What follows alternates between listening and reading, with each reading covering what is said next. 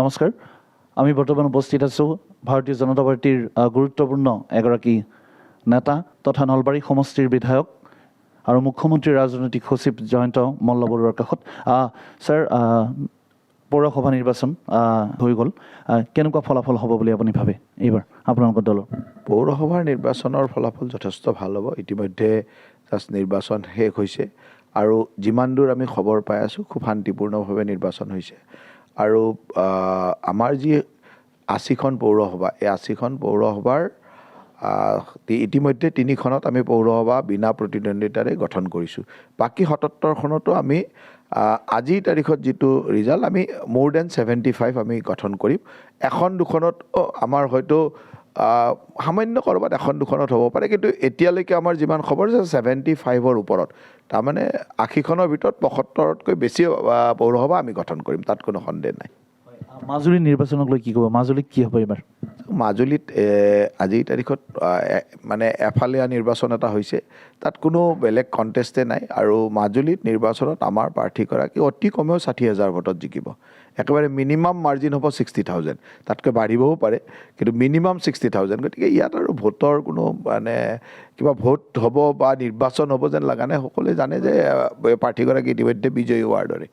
sir মানে যিহেতু এতিয়া কংগ্ৰেছ অসম জাতীয় পৰিষদ ৰাইজৰ দল সকলো মিলি গৈছে মাজুলীত গতিকে তাৰ পৰা কোনো একো অসুবিধা নহ'ব বুলি আপুনি ভাবে মানে ভুৱন গামৰ তাততো কোনো বেলেগ দলৰ কোনো অস্তিত্বই নাই এতিয়া ধৰক দিছে যদিও এজেপিক টিকটটো তাত এজেপিৰো কোনো অস্তিত্ব নাই অস্তিত্ব যি অলপ চলপ আছিল কংগ্ৰেছৰে আছিল এতিয়া কংগ্ৰেছেও জানে যে তেওঁলোকৰ সেই অস্তিত্বৰে তেওঁলোকে জিকিব নোৱাৰে আৰু সেইকাৰণে হয়তো এজেপিক এৰি দিছে কিন্তু এজেপিটো কোনো সংগঠন নাই কোনো ভোটাৰ নাই গতিকে আল্টিমেটলি তেওঁলোকে মানে ৱাক অভাৰেই দিছে মাত্ৰ কিছু ভোটাৰটো থাকে যে বিপক্ষে ভোট দিয়া আছাম ভোটাৰ থাকে সেই ভোটাৰখিনিৰে ভোট পাব তাতকৈ বেছি একো নাই মুখ্যমন্ত্ৰী ডক্টৰ হিমন্ত বিশ্ব শৰ্মাৰ কাৰ্যকাল প্ৰায় এবছৰ হ'ব হ'ল মে' মাহত এইকেইদিনত তেওঁৰ কি ভাল কাম আপুনি দেখিছে যথেষ্টখিনি উন্নয়ন হোৱা বুলি আপুনি নিশ্চয় ভাবে চাওক মুখ্যমন্ত্ৰী ডাঙৰীয়াই কি ধৰণে কাম কৰিছে অসমৰ ৰাইজে যোৱা এই 9 মাহত দেখিবলৈ পাইছে আৰু এটা কথা স্পষ্ট যে এটা নতুন পৰিৱৰ্তনৰ ধাৰাৰে অকল উন্নয়নেই নহয় সমাজ সংস্কাৰৰ কথা এটা জাতিৰ সুৰক্ষাৰ কথা এটা প্ৰজন্মৰ সুৰক্ষাৰ কথা আগত ৰাখি কাম কৰিছে সি ড্ৰাগছতেই হওক কৰ্ম সংস্কৃতিৰ কথা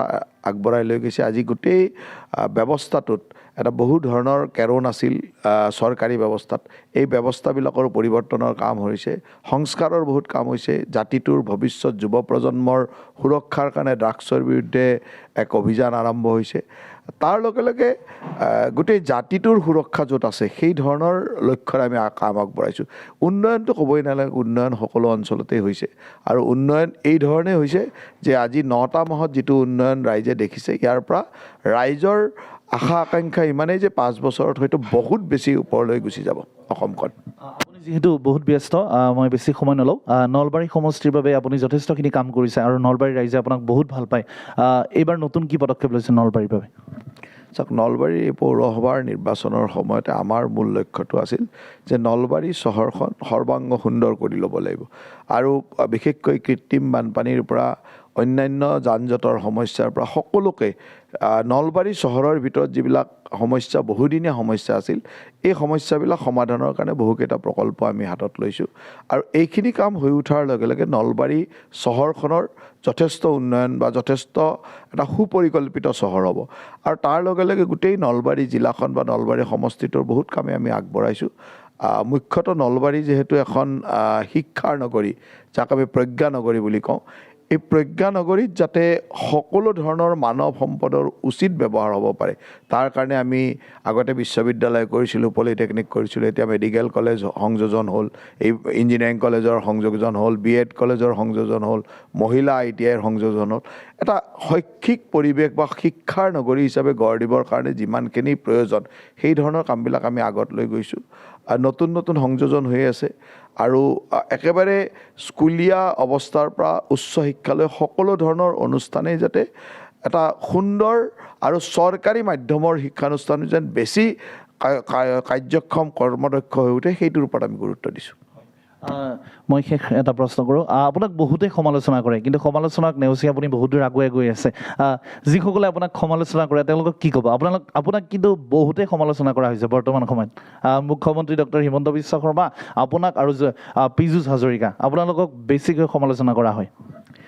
কাম কৰিলে সমালোচনা কৰিবই তাক লৈ কেতিয়াও ৰাজনীতি কৰা মানুহে সমালোচনাক ভয় কৰি কাম নকৰাকৈ নাথাকে যদি আপুনি ঘৰত বহি থাকে কাম নকৰে আপোনাক কোনো সমালোচনা নকৰে আৰু কাম কৰা মানুহৰ শত্ৰু থাকিব সমালোচনা থাকিব আৰু কাম কৰা এচাম মানুহে যেনেকৈ সমালোচনা কৰে তাতকৈ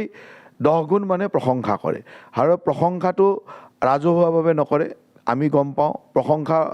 হৃদয়ত থাকে প্ৰশংসা অন্তৰৰ পৰা আমাক শুভেচ্ছা দিয়ে গতিকে এই কথাবিলাকে আমাক সমালোচনাবিলাকৰ লগত কোনো মানে হেৰিয়ে নকৰে সমালোচনা কোনোবা 5% 10% মানুহে কৰিছে 90% মানুহে হিয়া উজাৰি আশীৰ্বাদ দিছে যে অলপ ভাল কাম কৰিছে আৰু ৰাজনীতি কৰা মানুহে কেতিয়াও মই ভাবোঁ যে সমালোচনাৰ কাৰণে ৰৈ থাকিব নালাগে সমালোচনা যি হ'ব হ'ব আৰু কেতিয়াবা কাম কৰোঁতে 100টা কাম কৰিলে ক'ৰবাত 5টা কাম ভুলো হ'ব মই এইটো অস্বীকাৰ নকৰোঁ কিন্তু একেবাৰে কাম নকৰাকৈ থকাতকৈ 100টা কাম কৰিব লাগে যাতে 5টা কাম ভুল হ'লেও 95টা শুদ্ধ কাম হয় আমি সেই ধৰণে কাম কৰোঁ গতিকে ক'ৰবাত মই এই নকওঁ যে মই কৰা সকলো কামেই শুদ্ধ 100টা কাম কৰোঁতে ক'ৰবাত 5টা কাম ভুল হ'ব কিন্তু 95টা ভাল কাম কৰিবৰ কাৰণে 100টা কাম কৰিবই লাগিব আপুনি ইমান ব্যস্ততাৰ মাজত আমাক এইখিনি সময় দিলে বহুত বহুত ধন্যবাদ ছাৰ ধন্যবাদ আৰু ষ্টাৰ আছামক মই শুভেচ্ছা জনাইছোঁ যে এই চেনেলটোৱে ৰাইজৰ মন জয় কৰক আৰু এটা নিৰপেক্ষ সাংবাদিকতাৰ দিশেৰে অসমৰ সংবাদ জগতত নিজৰ নাম লিখি লওক জীৱনৰ সৰু বৰ সমস্যাই যেতিয়া দিশহাৰা কৰে জটিলতাই যেতিয়া সপোনবোৰ ভাঙি চুৰমাৰ কৰে সমাধানৰ এটাই নাম জ্যোতি আচাৰ্য ভৰতৰাজ দৰিদ্ৰতাই যেতিয়া ঘৰুৱা সুখবোৰ হৰণ কৰে সন্তানৰ সুখবোৰ যেতিয়া অকালতে মৰে সুখৰ সেই বাগিচাখন পুনৰ ফুলাই তোলাৰ নাম মাথো এটাই অসম সন্তান জ্যোতি আচাৰ্য ভৰতৰাজ এষ্ট্ৰ সমাধান and research centre phone number 9954325775